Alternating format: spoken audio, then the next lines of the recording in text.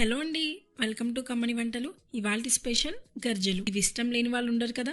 సంక్రాంతికి స్పెషల్గా చేస్తాము. గర్జలు తినేటప్పుడు రవ్వ, కొబ్బరి, పల్లీలు, నువ్వులు, చక్కెర ఫ్లేవర్స్ని ఎంజాయ్ చేస్తూ తింటాము. వీటిని చాలా మంది కజ్జికాయలు అంటారు. మరి మీరేమంటారో కమెంట్ చేయండి. మరి ఇవి చాలా సింపుల్ అండ్ టేస్టీగా ఎలా చేయాలో చూపిస్తాను. ముందుగా ఇందులో కావాల్సినవి 750 గ్రాముల గోధుమ పిండి, 250 గ్రాముల మైదా పిండి, 3 టేబుల్ స్పూన్ల నెయ్యి, 150 గ్రాముల పల్లీలు, 250 గ్రాముల ఉప్మా రవ్వ, 100 గ్రాముల నువ్వులు, 4 కొబ్బరి కుడకలు, 7 ఇలాచీలు, హాఫ్ టేబుల్ స్పూన్ ఉప్పు, 750 గ్రాముల చక్కెర. ముందుగా 250 గ్రాముల మైదా పిండిని ఇలా జల్లించుకోవాలి. అలాగే 750 గ్రాముల గోధుమ పిండిని కూడా ఇలా జల్లించుకొని హాఫ్ టేబుల్ స్పూన్ ఉప్పు వేసుకొని కొన్ని నీళ్లు వేసుకుంటూ పిండిని చపాతీ పిండిలాగా కలుపుకోవాలి. పిండిని ఒక హాఫ్ అన్ అవర్ అయినా మంచిగా నాననివ్వాలి. దీన్ని ఇప్పుడు పక్కన పెట్టి స్టవ్ ఆన్ చేసి ఒక గిన్నె పెట్టుకోవాలి.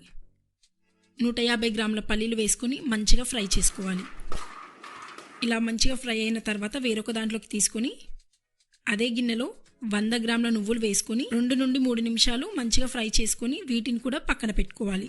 తర్వాత 3 టేబుల్ స్పూన్ల నెయ్యి వేసుకొని 250 గ్రాముల ఉప్మా రవ్వని వేసుకొని 2-3 నిమిషాలు లో ఫ్లేమ్లో పెట్టి మంచిగా ఫ్రై చేసుకోవాలి. దీన్ని కూడా వేరొక దాంట్లోకి తీసుకోవాలి. ఒక మిక్సీ జార్ని తీసుకొని అందులో ఫ్రై చేసుకున్న పల్లీలు, నువ్వులు, 7 ఇలాచీలు వేసుకొని ఫైన్ పౌడర్గా చేసుకోవాలి. ఇలా ఒక గిన్నెలోకి తీసుకొని ఇప్పుడు అదే మిక్సీ జార్లో చక్కెర కూడా పౌడర్ చేసుకొని అదే గిన్నెలో వేసుకోవాలి. తర్వాత 4 కొబ్బరి కుడకలను ఇలా చిన్నగా కట్ చేసుకొని దీన్ని కూడా మిక్సీలో వేసుకొని పౌడర్ చేసుకొని అదే గిన్నెలో వేసుకోవాలి.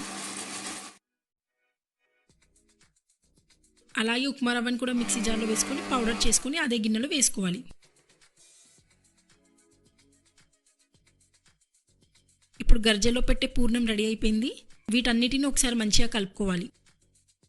చూడండి, పిండి కూడా మంచిగా నానిపోయింది. వీటిని చిన్న ముద్దలుగా చేసుకొని పొడి పిండి వేసుకుంటూ చపాతీలాగా చేసుకోవాలి. ఈ చపాతీని మందంగా కాకుండా పల్చగా కాకుండా మీడియంగా చేసుకోవాలి. గర్జల పూర్ణంని 1.5 స్పూన్ వేసుకొని అటు నుండి ఇటువైపు చపాతీని మధ్యలోకి చేసుకొని ఇలా ప్రెస్ చేసుకోవాలి.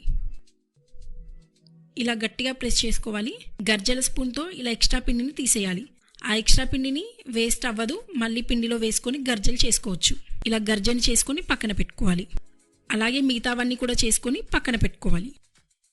గర్జల స్పూన్ కాకుండా మనకి మార్కెట్లో గర్జల చెక్క దొరుకుతుంది, దానితో అయినా చేసుకోవచ్చు.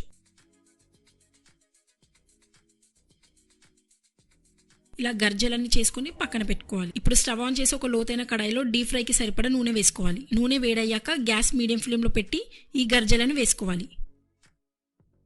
మధ్యలో ఇలా తిప్పుతూ 2 వైపులా సమానంగా ఫ్రై చేసుకోవాలి. నూనె ఎక్కువగా వేడవ్వకూడదు, సమానంగా వేడవ్వాలి. లేదంటే వేయగానే కలర్ వచ్చేస్తాయి. నూనె కూడా ఎక్కువ లాగవు. చూడండి, ఈ రంగు వస్తే చాలు. వీటిని తీసేసి మిగతావి కూడా అలాగే చేసుకొని పక్కన పెట్టుకోవాలి. అంతే అండి, చూసారు కదా ఎంత సింపుల్గా ఉన్నాయో. టేస్ట్ మాత్రం సూపర్గా వచ్చాయి. మీరు కూడా ట్రై చేసి ఎలా వచ్చిందో చెప్పండి. ఇలాంటి మంచి వీడియోస్ కోసం లైక్ అండ్ సబ్స్క్రైబ్ చేసి నోటిఫికేషన్ ఆన్ చేసుకోండి.